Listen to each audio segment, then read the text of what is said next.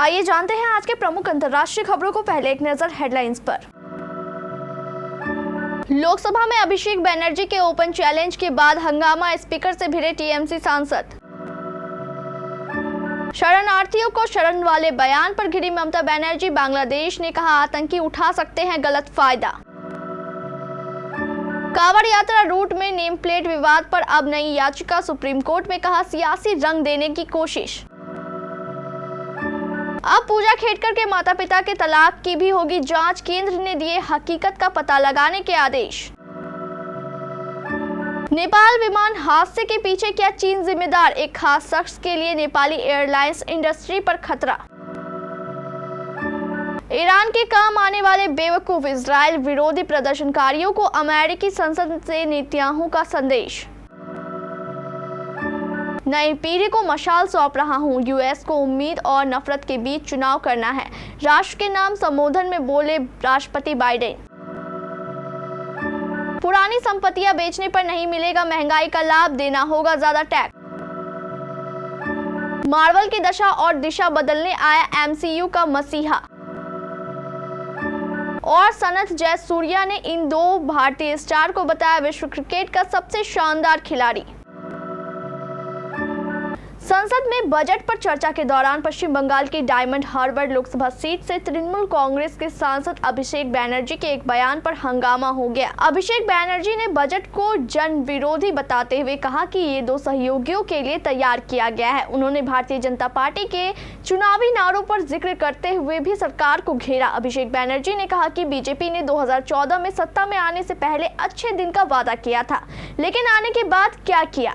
उन्होंने global hunger index का जिक्र करते हुए कहा कि इन्होंने वास्तविक मुद्दों पर ध्यान दिया होता तो आज भारत 125 देशों की लिस्ट में 111वें नंबर पर नहीं होता। अभिषेक बनर्जी ने बंगाल विधानसभा में विपक्ष के नेता के बयान का जिक्र करते हुए कहा कि ये कहा करते थे सबका साथ सबका विकास, इनके विधायक कह रहे हैं जो हमारे साथ हम उनके साथ। इसे इस फेल सरकार की फेल वित्त मंत्री ने बजट में भी प्रूव कर दिया है।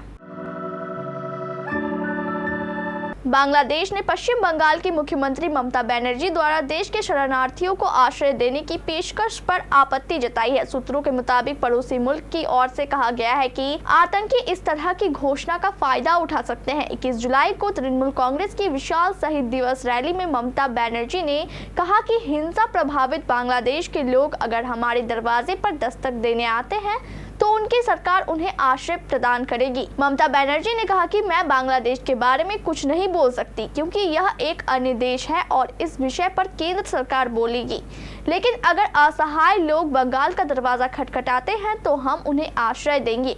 यह संयुक्त राष्ट्र का एक प्रस्ताव भी है, पड़ोसी शरणार्थियों का सम्मान करेंगे।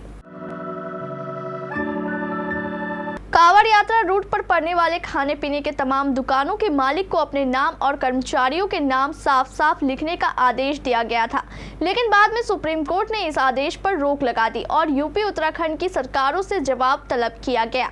कुछ दिनों बाद इस पर सुनवाई होगी। इस बीच एक नई याचिका सुप्रीम कोर्ट में दाखिल की गई है। यह याचिका दुकानदारों का नाम दुकान के बाहर लिखने के समर्थन में है। इसमें कई दलीलें दी गई है। याचिकाकर्ता सुरजीत सिंह यादव का कहना है कि नेम प्लेट लगाने का निर्देश शिव भक्तों की सुविधा, उनकी आस्था और कानून व्यवस्था को कायम रखने के मद्देनजर किया गया है, लेकिन कोर्ट में दाखिल याचिकाओं में इसे बेवजह सांप्रदायिक रंग देने की कोशिश की गई है।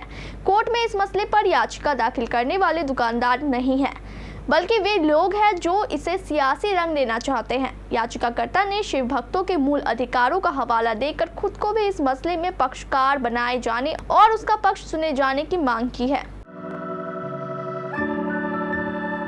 विवादित प्रशिक्षु आईएएस अफसर पूजा खेड़कर के मामले में नया विवाद सामने आया है। उन्होंने आईएएस बनने के लिए ओबीसी आरक्षण का लाभ लिया। इसके लिए उन्होंने नॉन कमर्शियल प्रमाण पत्र जमा किया था। उन्होंने कहा था कि उनके माता पिता के बीच तलाक हो गया है। अब इस तलाक पर भी शक की सुई घूमी है। पूजा के इस नए विवाद के सामने आने के बाद केंद्र ने जांच के आदेश दिए हैं। केंद्र ने पुणे पुलिस को वास्तविकता पता लगाने को कहा है। पुणे पुलिस को दिए गए आदेश में केंद्र ने कहा है कि पता लगाया जाए कि क्या पूजा खेरकर के माता पिता मनोरमा खेरकर और दिलीप खेरकर का वास्तव में तलाक हुआ था। केंद्र ने उनकी वैवाहिक स्थिति से अवगत कराने का आदेश दिया है। पूजा पर संघ लोक सेवा यानी यूपीएससी की परीक्षा पास करने के लिए शारीरिक विकलांगता और अन्य पिछड़ा वर्ग कोटा में हेरफेर और धोखाधड़ी करने का आरोप है। नेपाल में बुधवार को विमान हादसे के बाद सूत्रों ने देश के विमानन क्षेत्र की खराब स्थिति के लिए नेपाल नागरिक विमानन प्राधिकरण CAAN के नेतृत्व को जिम्मेदार ठहराया है। इसके साथ ही इसमें चीन की भूमिका भी सवालों के घेरे में है। बुधवार को नेपाल की राजधानी काठमांडू के त्रिभुवन अंतर्राष्ट्रीय हवाई अड्डे से उड़ान भरने के कुछ देर बाद ही नेपाल की एक निजी एयरलाइंस का विमान क्रैश हो गया था। हादसे में सवार 18 लोगों की मौत हुई थी।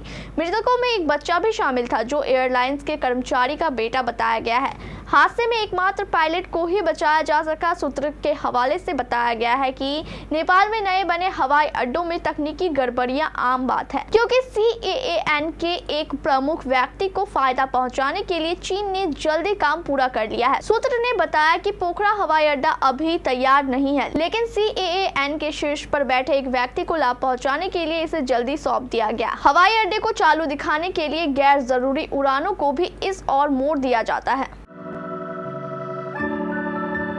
इजराइल हमास के बीच पिछले 9 महीनों से जारी जंग के बीच इजरायली प्रधानमंत्री बेंजामिन नेतन्याहू अमेरिका दौरे पर हैं। उन्होंने अमेरिका के संसद को संबोधित करते हुए इजराइल के खिलाफ समूहों को फंडिंग और समर्थन देने के लिए ईरान की आलोचना की। नेतन्याहू ने ईरान को निशाने पर लेते हुए कहा कि अपने शत्रुओं को हराने के लिए साहस की जरूरत होती है। अमेरिकी संसद को संबोधित करते हुए उन्होंने कहा, हमें मालूम है कि ईरान इजराइल के खिलाफ प्रदर्शन करने वालों को फंडिंग कर रहा है, ज्यादा नहीं लेकिन ऐसे कुछ यहाँ भी है और हर राज्य में है। मेरे पास इन प्रदर्शनकारियों के लिए मेरा संदेश है कि जब तेहरान के तानाशाह जो समलैंगिक और फांसी देते हैं और अपने बाल न ढकने के लिए महिलाओं की हत्या कर देते हैं, वो आपकी तारीफ करे, आपको फंड दे, तो मतलब है कि आप आधिकारिक तौर पर ईरान के काम आने वाले बेवकूफ बन चुके हैं। अमेरिकी राष्ट्रपति जो बाइडेन ने राष्ट्रपति चुनाव की दौड़ से हटने के बाद पहली बार बुधवार रात देश की जनता को संबोधित किया। उन्होंने कहा कि यह समय अब युवाओं का है और वह नई पीढ़ी को मशाल सौंप रहे हैं। अमेरिकी राष्ट्रपति ने कहा कि मैंने तय किया है कि आगे बढ़ने का सबसे अच्छा तरीका नई पीढ़ी को मशाल सौंपना है। यह हमारे देश को एकजुट करने का सबसे अच्छा तरीका है। मैं इस पद का सम्मान करता हूँ, लेकिन मैं अपने देश से ज्यादा प्यार करता हूँ। आपके राष्ट्रपति के रूप में सेवा करना मेरे लिए गौरव का क्षण रहा है, लेकिन लोकतंत्र की रक्षा दांव पर है, जो किसी भी पद से अधिक महत्वपूर्ण है। बाइडेन ने आगे कहा, अमेरिकी लोकतंत्र को बचाने की खातिर खुद को एकजुट करना होगा। मेरे लिए यह स्पष्ट हो गया है कि मुझे इस महत्वपूर्ण प्रयास में अपनी पार्टी को एकजुट करना होगा। मेरा मानना है कि राष्ट्रपति के रूप में मेरा रिकॉर्ड, मेरा नेतृत्व और अमेरिका के भविष्य के लिए मेरा दृष्टिकोण सभी दूसरे कार्यकाल पाने के हकदार है, लेकिन हमारे लोकतंत्र को बचाने की राह में कोई भी नहीं आ सकता। सरकार ने 2024-25 के बजट में अचल संपत्तियों पर मिलने वाले इंडेक्सेशन लाभ को हटा दिया है। इसकी भरपाई के लिए लॉन्ग टर्म कैपिटल गेन्स कर की दर को 20% से घटाकर 12.5% कर दिया गया है। सरकार के इस फैसले से आवासीय संपत्ति बेचने पर अब LTCG में इंडेक्सेशन यानी महंगाई को समायोजित करने का लाभ नहीं मिलेगा। आसान शब्दों में इसका मतलब है कि पुरानी अचल संपत्तियां बेचने पर लोगों को महंगाई समायोजन का लाभ नहीं मिलेगा, साथ ही उन्हें अधिक टैक्स का भुगतान करना पड़ेगा। बजट में लाए गए बदलावों के मुताबिक सरकार ने 2001 से पहले खरीदी गई या विरासत में मिली संपत्तियों पर करदाताओं के लिए इंडेक्सेशन लाभ बढ़ा कर रखा है। कर की दर में बदलाव 23 जुलाई 2024 से लागू हो गए हैं। ऐसा हॉलीवुड फिल्मों में कम ही होता है और जब भी होता है कमाल ही होता है। अपनी अपनी शैली के दो दिग्गज कलाकार पहले किसी एक कमाल के निर्देशक के साथ अलग अलग काम कर चुके हो। दोनों कलाकार आपस में दोस्त भी हो और फिर एक दिन किस्मत मौका दे तीनों को एक साथ अमर अकबर एंथनी जैसा कुछ करने का।